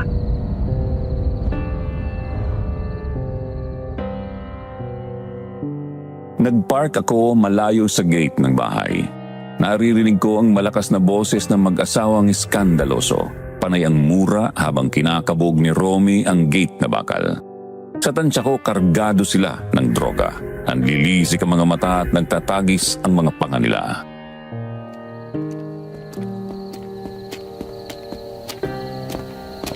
Ano ho bang kailangan niyo sa akin? At dito ba kayo nagkakalat ng pangit yung mga asal? Hoy, wala kang utang na loob. Kung manita ka, akala mo napakain mo na kami. Alam mo, Mang Romy, matagal na panahon ko na kayong pinakakain.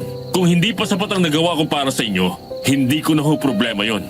Ngayon, ano man ang kailangan ninyo sa akin ay wala akong maibibigay pa sa inyo. Sa laki ng bahay mo, alam kong marami kang pera. Kaya bigyan mo na kami ngayon para makaalis na kami. Ay, makasabad nga lang, hane. Kabibigay lang sa inyo ng 1 milyon kagabi. Naubos na ba? Huwag kang makialam dito, matandang hukluban. Makasabay ka sa akin. Sige ho, subukan nyo. Baka ho kayo nang samayin sa akin sa mga ginagawa nyo. Matagal na akong nagtitimpi sa inyo, kaya wag nyo akong sagarin. Peste kang bastardo ka! Etong matagal ko nang pinipigil, pero pinipilit nyo akong manakit! Hayop ka! Pagsisisihan mo ito! Walang hiya kang talaga ha. Rita tayo na. Paghintay ka ng araw na matagal ko nang dapat ginawa sa'yo.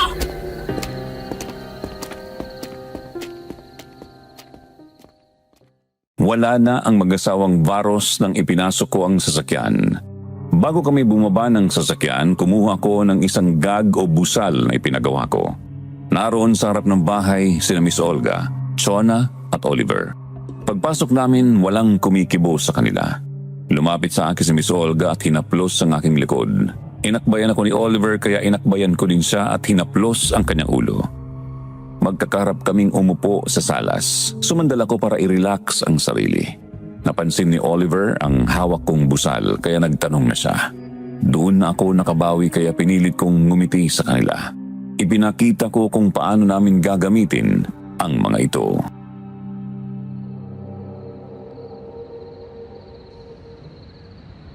Sakto yan, kuya. Hindi na sila makakakagat kapag may busal ang mga bibig nila. Oo, kapag nakalagay itong busal sa bibig nila, may lock ito sa likod. Hindi nila matatanggal to dahil pati sa baba at buong ulo nila ay matatakpan. Lahat ng aswang na makakasagupan natin ay kailangan maputulan ng kamay. Saka natin sila iipunin sa magnetic room ng mansyon. Paano kapag may idadagdag na aswang sa loob? Di pagbukas ng pinto makakalabas din sila. Hindi. May 2 ban tayong gagamitin na aloy ang loob. Doon natin sila isasakay. At ang likod ng sasakyan ay sakto lang sa pinto ng magnetic room. Bago pa ipasok ang bagong mahuhuli natin, ay kailangan nakaon ang magnet para didikit ang buong ulo nilang may busal sa dingding. Kisa may usasahig nito. Ang bagong ipapasok naman ay agad hihigupin ng magnet sa loob. Kaya wala silang takas sa atin. Matalinong plano mo, Dale. Kaya ko lang naintindahan kung paano gagana ang mga pinapagawa mo. Kailangan natin ngayon ng armas na matalas. Magpapanday ka na din sa kanila ng aloy na itak o kaya'y katana para matibay ang talim. Opo. Ngayon kumain na tayo at ginutom ako sa mag-asawang Varos na yan. Miss Olga, okay po ba kayo? Okay naman, sir. Ikaw, kumusta ka na? Okay po. Oo nga, kuya. Kain na tayo. Kanina pa nagrarambol ang mga alaga ko sa tiyan eh. Makakapusin pa ang sinaing ko sa gutom natin. Sargento, okay ka lang ba dyan? Kanina ka pa walang kibo Gutom na rin kasi ako kaya di na gumagana ang utak ko.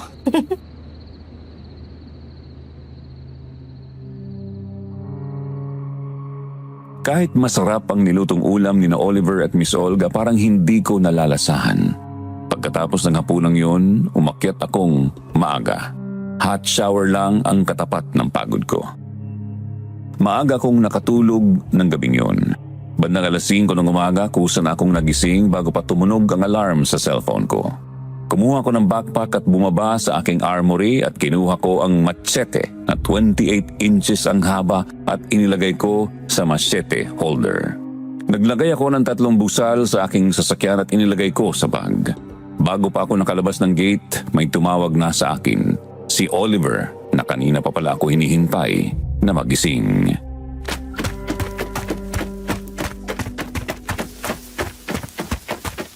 Madilim yata ang 5:00 ng umaga ngayon Oo nga. Parang uulan nga eh. Para may sumusunod sa atin. Mayroon nga. Nagja-jogging din. Kuya, hinto muna tayo.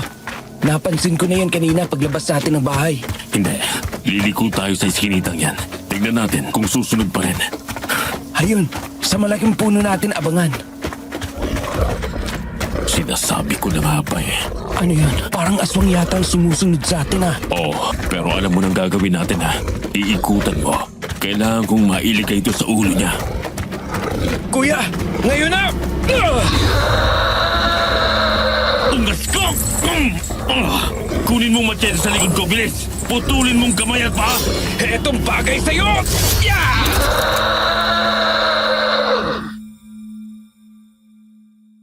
Tinawagan ko si Chona para puntahan kami. Hindi nagtagal, dumating siyang kasama si Tata Nicolas. Halos masok si Chona nang makitang putol ang mga kamay at mga paa ng aswang. Hindi aakalaing aswang siyang sumusunod sa amin. Normal ang kasuotan niyang parang kami lang. Nang lumapit siyang naniningasing at nagbago ang anyo ng mukha ay natiyak kong aswang siya. Pinabalik ko si Chona sa bahay at kinuha ko ang susi ng mansyon.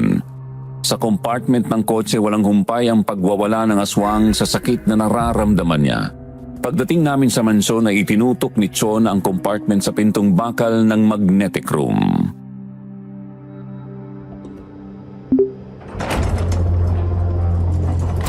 Sige, itulak lang natin sa loob.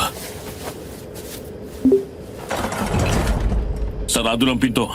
Tayo sa loob. Gumagana na ba ang mga magnet doon? Makikita natin sa monitor kung gumagana. It's working. Good. Ganyan lahat ang mangyayari sa kanila. Galing! Nakapagkitang mukhang may busal sa dingding. Siyempre, hihigupin ng magnet sa dingding ang metal sa ulo ng aswang. Hindi naman niya matatanggal ang busal na yan kasi putol na ang kamay niya. Pwede rin sa kisame dumikit ang mukha niya. Tingnan nyo. O kaya sa sahig. Sineryoso mong panunugi sa mga aswang, kuya. Hanggang malipo lang lahat sa bayang ito.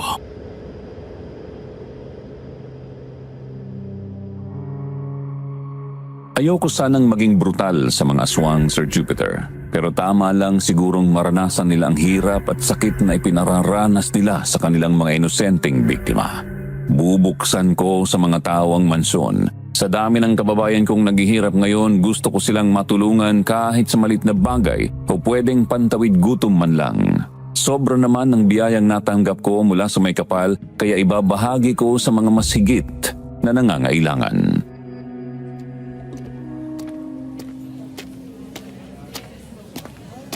Miss Olga, makipag-ugnayan po kayo sa mayor ng San Mariano. Alamin niyo po kung ilang barangay meron doon. Okay, sir. Pero ang alam ko po ay 27 barangay meron doon. Bakit, kuya? Maghahanap ka pa ng mabibiling bahay? Hindi. May bahay na tayo. Aanhin ko pa bang bahay doon? Gusto kong tulungan ng mga taga ron. Magbibigay tayo ng konting biyaya sa kanila. Maganda po yun, sir. Wala pa naman halos kinita ang mga magsasaka ngayon sa mura ng presyo ng palay. Totoo po yun, Miss Olga. Ang baba ng bili ng palay, pero ang mahal naman ng bigas.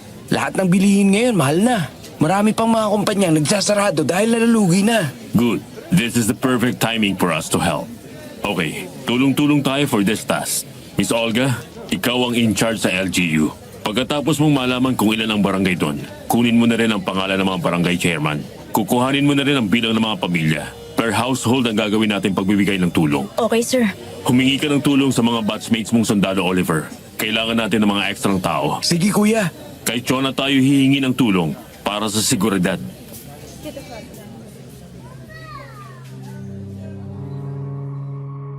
Tiyak na maglalabasa ng mga aswang sa araw na yon kaya dual purpose ang proyektong iniisip ko. Sana lang maging matagumpay. Pagkatapos naming magsarado ng showroom, iniatid namin si Miss Olga sa bahay ko. Bumili muna kami ng pagkain at pinuntahan namin si Tata Nicolas sa mansyon. Maghapon siyang nag-obserba sa unang aswang na naikulong namin doon.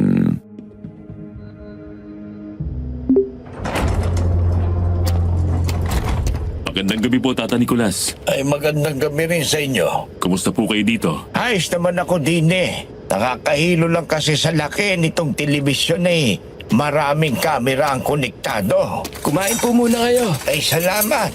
Nagugutom na ka ako. Nakita ba sa labas ang mga nakakabit na kamera, kuya? Hindi. Malibang buksan nila ang cellphone at i-on ang camera. Makikita nila kung saan nakalagay. Hidden lahat ang naka-installed na camera dito. Halika dito. Tingnan mo ha. I-rewind mo lang dito. I-type ang time and date. Makikita mo kung anong nangyari. Sige nga, try natin. 3 o'clock, March 1, then click. Oo nga no. Nakita mo ba kung sino ang pabalik-balik dito sa harapan ng mansyon? Kuya, tingnan mo to. Mag-asawang Varos. Bumibuelo pa si Romy oh. Tignan mo ang maigi kung anong nangyari kay Romy nung umakyat sa pader. Boom! Haha! Loko, di na kuryente ka tuloy. Panghas kang masyado. Hayan, nangingisay ka tuloy. Parang si Max to ha. Alas 11 ng umaga, 3 beses na dumadaan sa harap ng mansyon. May masamang intensyon na naman to. Walang kadalaan, matchechimpuan din kita. Daig pang aswang ng lalaking to ha. Deng, tignan mo yung mga nasa magnetic room. Kapag normal ang mukha niya, yan ang itsura. Namumukhaan mo ba? Si Arturo? Pamangkin ho ni Romy yan ha. Paano naging aswang yan? Kilala mo pala yan, kuya? Baka kaya gusto makapasok ni Mang Romy dito ay alam nilang nandito ang pamangkin niya. Teka lang, hindi kaya aswang din si Mang Romy? Hindi ko naman sila nakakita ng pagiging aswang nung nakatira pa ako doon. Lasenggero at adik sila, pero aswang imposible. Ang mga aswang ay umiiral lamang kapag ginusto nilang mambiktima. Kapag nagugutom mo nauuhaw sa dugo ng tao. Pero may mga aswang na kayang itago ang kanilang naturalesa sa mahabang panahon. Kung hindi naman kinakailangan, Ano pong ibig niyo sabihin, Tata Nicolas? tignan mo yung naging bihag dati. Sabi mo nga ay kilala mo, pero hindi mo alam na aswang pala. Lumaki siyang alam na hindi kanila kadugo, kaya maingat ang mga kilos niya. At maaaring hindi pa lumalabas ang pagiging aswang niya noong bata pa siya. Ngayong maaaring nagugutom na siya at nauuhaw, kaya inaalipin na siya ng pagiging aswang. Kaya magtago ng aswang ng kanyang naturalesa, lalo pat may personal siyang kadahilanan.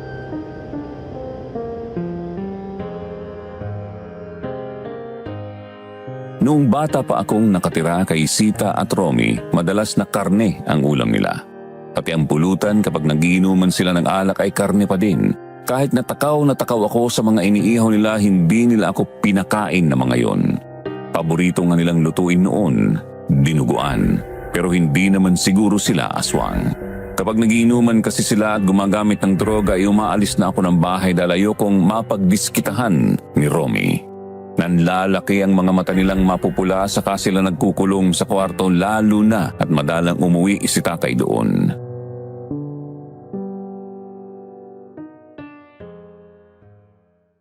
Tinapik ako ni Oliver sa balikat kaya bumalik ang pansin ko sa kanila. Activated ang lahat sa mansyon kaya hindi mapapasok ng sinuman.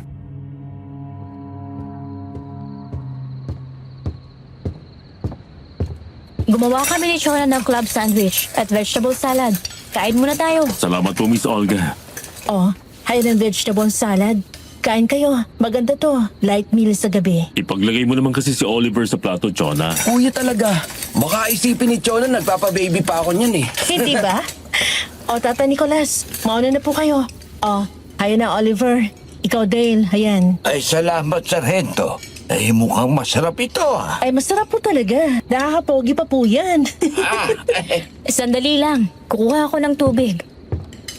Ano kaya nangyari kay Miss Olga? Masyadong tahimik. Sundan ko ha.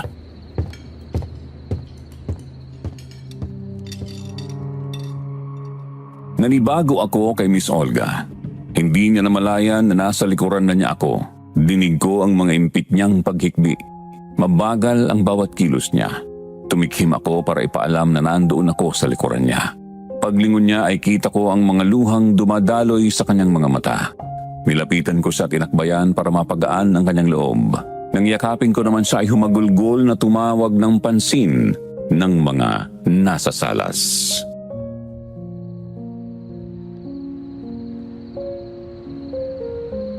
May problema po kayo, Miss Olga? Kung may bumabagabag sa inyo? Bumabagabag. Oo. Dala ko to sa dibdib ko sa loob ng 30 taon na. Baka po may maitutulong ako para gumawa ng problema mo. Hindi ko alam kung... Baka ngayon na ang tamang oras, Olga. Baka ito na ang hinihintay mong pagkakataon. Natatakot po ako, Tata Nicolas. Baka isumpa nila ako. O di tanggapin mo. Ano man ang maging pagtanggap nila.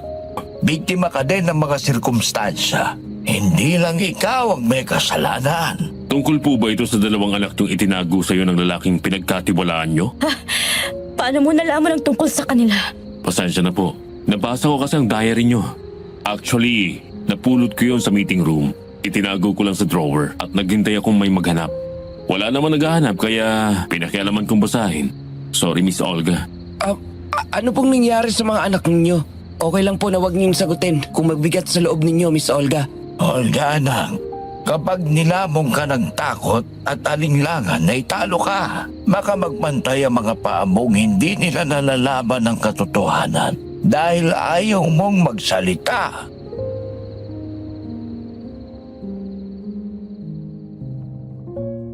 Mahabang katahimikan ang namagitan sa aming lahat. Matagal na umiiyak si Miss Olga kaya walang kumikibo sa amin. Nang mapawi ang pag-iyak niya ay tumitig siya sa akin at kay Oliver. Sa kanya sinabing, "Ako ang inyong ina." Halos mabingi ako pero noon pa man may iba na akong nararamdaman sa kanya. Lalo na kapag nakikita niya akong pumapasok na halos hindi na nagpapalit ng damit o kaya walang makain kapag recess. Ganun pa man, gusto kong malaman kung paanong nangyaring napunta ako sa mga Varos.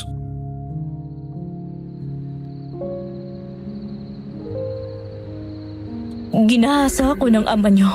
High school ako noon.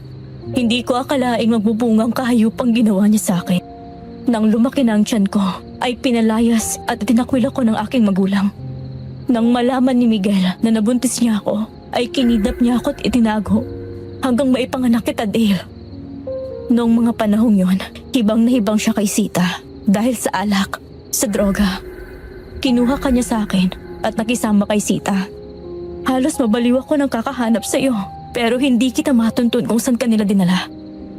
Sorry, patawarin mo ako, anak. Kaya po palanggan ang loob ko sa inyo. Si Oliver po. Oo, kapatid mo siyang tunay. Sa ama at sa inay magkapatid kayo. Sa paghahanap ko sa iyo muli kaming nagkita ni Miguel. Pinangakuan niya ako ibabalik ka sa akin kapag pumayag ako makisama sa kanya. Isinugal ko ang sarili ko sa kanya sa pag-asa makikita kitang muli. Napabayaan ko ng sarili ko sa pangaamo kay Miguel hanggang pinagbuntis ko si Oliver. 3 buwan akong buntis nang umalis ang ama niyo at nang bumalik siya, nakapanganak na ako. Paano po ako napunta kay Nanay Grace? Ninakaw ka niya sa akin. Tuluyan akong nawala sa katinuan. Si Tata Nicolas, siya lang ang tumanggap sa akin. Ang mga katangahan ko itinuring niyang kahinaan ko. Dinala niya ako sa mental facility. Doon ko binuno ang 6 na taon hanggang sa gumaling ako. Patuloy akong naghanap sa inyo hanggang sa makita ko si Miguel na kasama si Grace. Magpinsan kami, kaya sa kanya ko mismo nalaman na anak ni Miguel si Oliver sa ibang babae. Mula sa petsa ng pagbibigay ni Miguel kay Grace, nakumpirma kong ito ang bunso kong anak. Meron pala silang relasyon, kaya madalas akong palihim na nandun sa harap ng bahay ni Grace. Kaya nakikita ko si Dale na dinadala ni Miguel. Bakit po? Bakit hindi ko kayo kinuha sa kanila? Wala pa akong kakayahan na buhayin kayong mga anak. Kalalabas ko lang ng mental facility. Walang trabaho. Walang maipapakain sa inyo. Umuwi ako kay Tata Nicolas at tinulungan niya akong ipagpatuloy ang pag-aaral hanggang makatapos ako. Makakagaan sa loob mo ang ilabas ang bigat na dinadala mo. Ngayon, nasa kanila na kung tatanggapin kanila o hindi.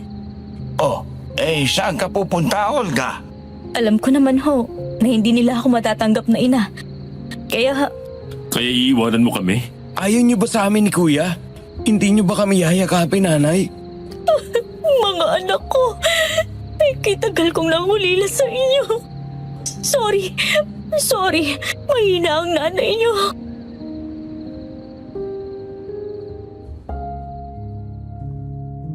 Buo na ang pagkatao naming magkakapatid. Nandito na ang tunay naming ina na biktima rin ng taong mapagsamantala sa kahinaan ng iba. Si Miguel Hermando Diboda, ang aming ama. Mahigpit na mga yakap, halik sa noo at paghaplos sa likod ng pag-aamo ang naramdaman ko ngayon.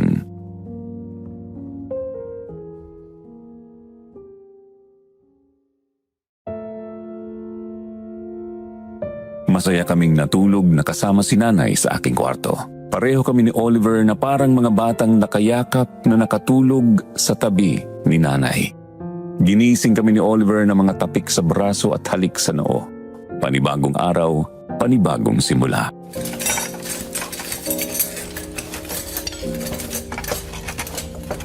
Sarap talaga na may nanay bro. May naghahanda ng almusal. Oo nga kuya.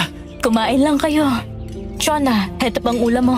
Opo, at tita na po itatawag ko sa inyo ngayon. Kaya po pala, magkakawig kayong tatlo. Oo, tama ka, Chona. Magkakahiwig nga sila. Pero itong magkapatid magkamukha talaga. Nay, pahinga na lang po kayo dito sa bahay. Nako, kailangan ko pang hasaing mabuti tong kapatid mo. Oo nga nay, dito na lang kayo sa bahay. Hindi pa ngayon ang pagpapahinga. Meron pa tayong project na kailangang gawin. Anyway, napag-usapan namin ni Chona yun kagabi. Maganda yung iniisip mong project. Count me in. Salamat, Nay. Kontakin na po natin ang mga supplier ng goods na ipamimigay natin. Okay. Kailan bang target date mo para ipa-deliver lahat ng mga ilalagay natin sa food pack? April 10 po, Nay. Sige, magsasend ako ng email sa supplier.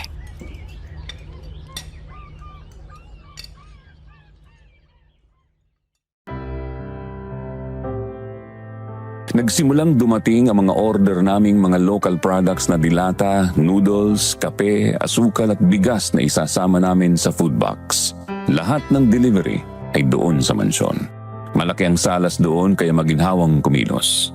Nung simula ay kami lang ang nag-aayos ng food box. Pangalawang araw dumating na ang mga batchmates ni Oliver. At ang pangatlong araw kasama na ni Chona ang ilang pulis. Napabilis ang pag-aayos namin ng mga ipamimigay sa mga taga rito at sa mga katabing barangay. Unang araw ng pamamahagi ng food box.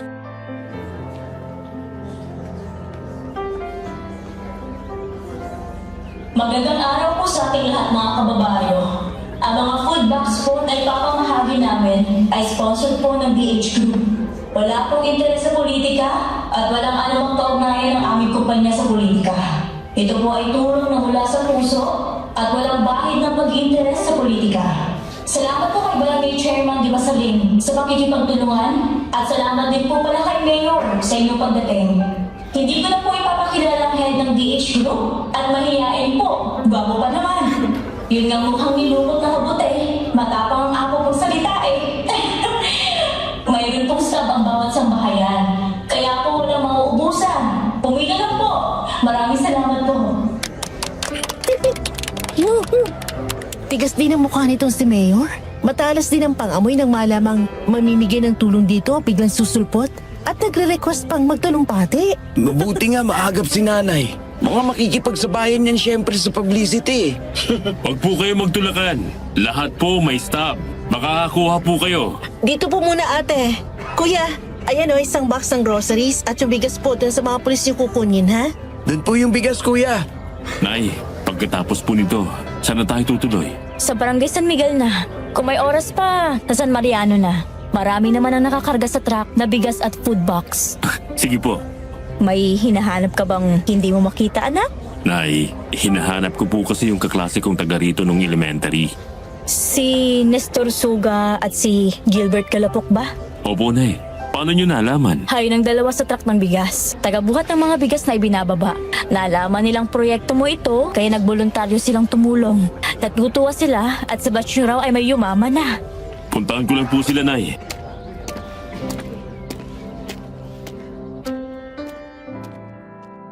Masayang makita ang mga dating kaklase lalo na ang mga kasama ko palagi sa pagtatanim ng palay kapag walang pasok sa eskwela. Barkada kami noong mga bata pa. Niyakap ko sila pero naiilang kasi daw ay pawisan sila. Pero bakas ko ang saya sa kanilang dalawa. Nang matapos ang pamamahagi ng mga tulong namin ay nag-anyaya sila sa amin na pumunta sa kanila. Nakita ko ang pamumuhay nila na gaya ko din noon. Magsasaka silang pareho pero hindi kanila ang ginagawa nilang bukid. Kaya inalok ko silang magsaka ng lupaing nasa likod ng mansyon. Natuwa ang dalawa kaya nang lumipat kami ng barangay, kasama pa rin sila. Maaga kaming nakatapos ng pagmamahagi sa San Miguel kaya tumuloy kaming lahat sa San Mariano. Mabilis ang distribusyon dahil organisado ang lahat. Alas 4 pa lang ng hapon kaya pumunta kami sa mansyon at doon na dumating ang mga pagkaing in-order ni nanay para sa lahat ng mga sumamang voluntaryo.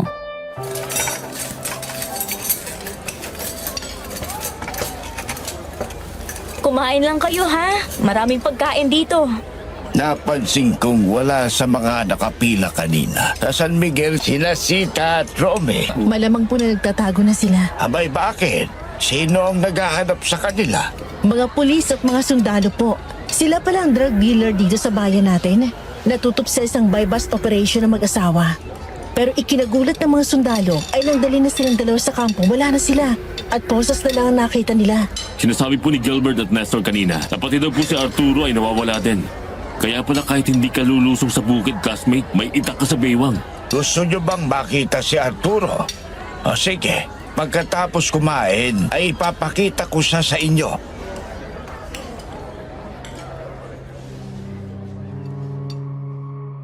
Nagulat ang mga sundalong kaibigan ni Oliver at mga pulis na kasamahan ni Chona nang makita nila ang aswang na nasa loob ng magnetic room. Pero hindi sila Gilbert at Nestor.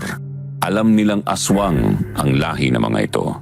Takot ang mga taga-baryo sa kanila kaya walang kapitbahay at halos sa bukid ang bahay nila. Noon ko naisip na kaya pala ang magkamag-anak ngayon ay sa kabilang barangay nakatira at malayo sa mga taga-baryo. Sinabi ko sa kanila ang plano naming manugis ng mga aswang kaya ipinagawa ang magnetic room. Natuwa ako nang sumang-ayon sila at handang makipagtulungan lalo na sina Nestor at Gilbert.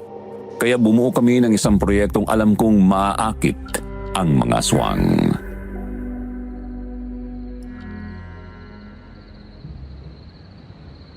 Maluwang ang gradas nitong mansyon sa harapan hanggang sa tagiliran. Kasabay ng house blessing ang medical mission. Bukas sa lahat ang gagawin natin. Tama.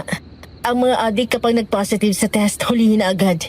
Hindi naman nila malalaman na drug test ang gagawin sa kanila eh. Dahil ang kampanya natin, blood donations. Oo, ang mga aswang ay mga ngasim kapag nakakita ng dugo.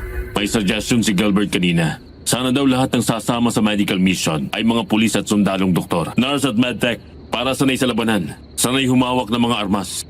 Pero mga sir at ma'am, na hindi natin goal ang patayin sila. Goal nating ikulong sila hanggang bawian sila ng buhay. Oo, maganda nga magdosa muna sila bago matoda sa mga hinayupak na yon. Gagawa tayo ng mga ads at campaign. Dapat pala lahat ng sasama sa medical mission na to, armado. Oo, lahat pati ang mga ngasiwa sa pagbibigay ng mga pagkain armado din. Pupundohan ko ang proyektong to hanggang maging payapang matulog ng walang kinatatakutan. O kaya'y maglakad sa daan ng walang pinangangambahan.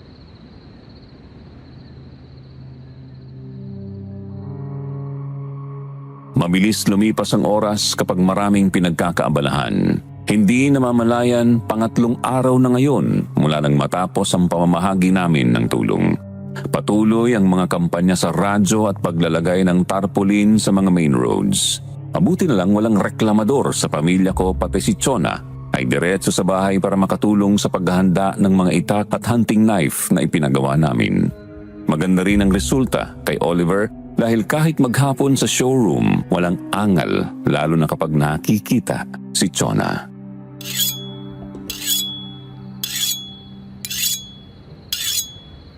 Ang ganda ng designs ng mga hunting knife na to, Dale.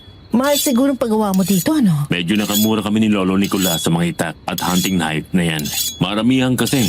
Tsaka kilala ni Lolo. Matitibay ang mga gawa nilang mga itak at mga kutsilyong ganyan. Nag-e-export pa nga sila eh. Kasama na itong mga leather holders sa mga binayaran mo, kuya. Oo, package deal na yan. Maghugas muna kayo ng mga kamay nyo nang makakain na muna tayo. Oo nga, at ako'y kanina pa nagugutom. Oh, tayo na mga apo, kumain na muna tayo.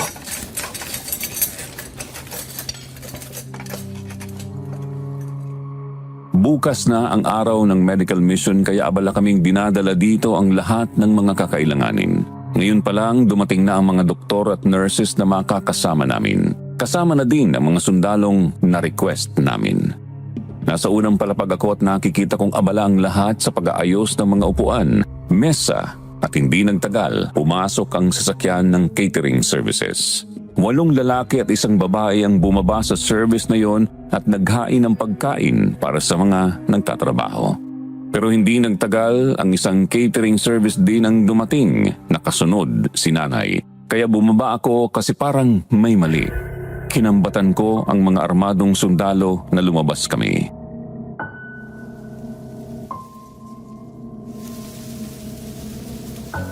Sandali lang mga sir. Wala akong order na pagkain sa catering nyo. Baka nagkamali kayo ng nadeliveran. At saka, lahat ng inihain yung pagkain, hindi namin kinakain. Lock na ang gate, kuya. Oh, ngayon nagtitinginan kayo. Oliver, dating gawi. Maghanda ka lang siyam. Sinabi mo eh. Humahaba ang mga kuko nila. Oliver, bilisan mo! Susukot ang mga limaw na to! Pipilayan kita. Sa kamay at palang patamaan! Isa ka pa! Ikabot mo ang busal sa bibig nila at ipapasok natin sa espesyal na silid para sa kanila. May tama ng baril ang mga hita nila at pati ang mga kamay. Pinutulan namin ng mga kamay at paa ang mga halimaw na yun. Itinutok namin sila sa pintuan at nang ion ang pinto, tuluyang hinihigop ang mga aswang na lalaki sa loob. Sa isang kwarto doon namin tinapon ang babaeng aswang. Sinuri ng doktor ang dala nilang pagkain at nakitang may component ng pampatulog at pampatigil ng tibok ng puso. Ibinaon namin sa lupa ang mga pagkain at lalagyang ginamit nila. Nagpalipas lang ng ilang oras ng pamamahinga. May mga nag-akyatang aswang sa pader, kaya nabulabog kaming lahat. Sa hita muna natin patamaan. Kung magkakalanganin tayo, tudasin na! Ang dami nila, kuya! Ayan na sila! Oliver, ang mga busal, kuhanin mo na! Natutupo ka mga tinatamaan ng bala mo, Dale! Oo, Lolo. Silver bullet mo ang bala ng baril ko. Kapitan ng busal ang mga bumagsak na yan. Putulan ang mga paa at kamay! Nang humupa ang putukan, ang mga nabusalang aswang ay naipasok na sa magnetic room. Ang mga natamaan ng bala ko, nabo na. Mas naging alerto ang mga sundalo at kumalat sila sa paligid ng mansyon at lahat sila ay mayroon ng mga dalang gag. Sinadya kong buksan ang gate para malayang makapasok ang mga aswang. Habang nakakubli ang karamihan, kinuha ni nanay ang hose ng tubig at nilinis ang mga dugong nasa sahig. Hindi pa nangangalahati ng nalilinis, 3 mukha ng mga taong pamilyar ang pumapasok sa malaking gate kasunod ng ilang pang mga lalaki at babae. Dale, bayaran mo ako at makikilala mo ang tunay mong ina bago ka mabatay dito sa mansyon mo. Magkano naman ang kabayaran gusto mo, Sita? Bastos ka rin ano? Sita na lang ang tawag mo sa taong nag-aruga sa'yo. Pero okay lang. Bigyan mo ako ng 10 milyon at itong mansyon mo. Hindi ka lang talaga gani doon, dupang ka pa. Pera? Wala akong maibibigay sa yung pera. Wala na, ubus na. Pero itong mansyon, maibibigay ko sa'yo. Maganda naman at inayos mo na itong bahay namin. Siguro naman ay ubos na ang mga ipis dyan. Dito ko dadalhin lahat. Lahat ng mga bibiktimahin mo, aswang ka! Hindi basta bibiktimahin. Pagsasawaan muna namin bago sainin ang kanilang dugo. Gaya ng ginawa ko sa asawa mo, sa ina-inahan ni Oliver, at sa ama niyong walang hiya. Ikaw pala yun? Ungas ka! Ikaw palang hayop na gumawa nun! Ako mismo, at wala nang iba. Kung ganon, magbabayad ka! Yan ang nababagay sa'yo! Unas kayo! Babaeng talipantas ka!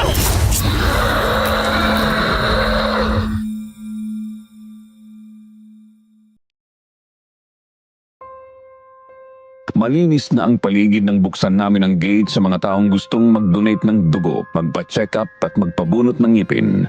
Natupad naman ang pangarap ni Sita na tumira sa mansyon. Yun nga lang, magkabukod sila ni Romy ng kwarto dahil ang kasama ni Romy ay si Max. Si Lolo Nicolas ang nakatira dito sa mansyon. Kaming 3 nila nanay ay magkakasama sa bahay ko. Si Chona naman ay kasintahan na ni Oliver. Ako naman ay ini-enjoy ko ang pagiging single. Baka hindi pa ngayon ang panahon para umibig akong muli. Kapag daw may magandang itinanim, may magandang aanihin. Maraming salamat po Sir Jupiter sa pagkakataong ibinigay niyo sa akin para maibahagi ko ang aking karanasan at sana po ay kinapulutan ng aral. Muli po ako si Dale. Maraming salamat at more power.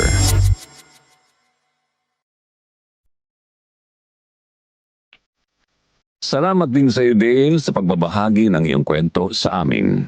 Nakakatuwa na ang biyayang nagkaroon ka ay hindi mo ipinagdamot sa maraming taong nangangailangan. Naging bukas ang puso mo sa pagtanggap sa iyong ina. Kahanga-hanga ang tibay ng iyong loob na bigyan ng katarungan ang iyong mahal sa buhay. Kayo po, mga dear listeners, baka meron din kayong kakaibang kwento tungkol sa mga aswang na kapupulutan ng aral. Pwede niyo po itong i-share dito sa amin. Huwag din kalimutan mag-subscribe sa iba pa naming channel, Kwentong Takip Silim, Aswang Diaries, Aswang Radio, Aswang Confessions, Miss Amy, at Miss at Mr. Love. Hanggang sa muli, maraming salamat sa inyong lahat.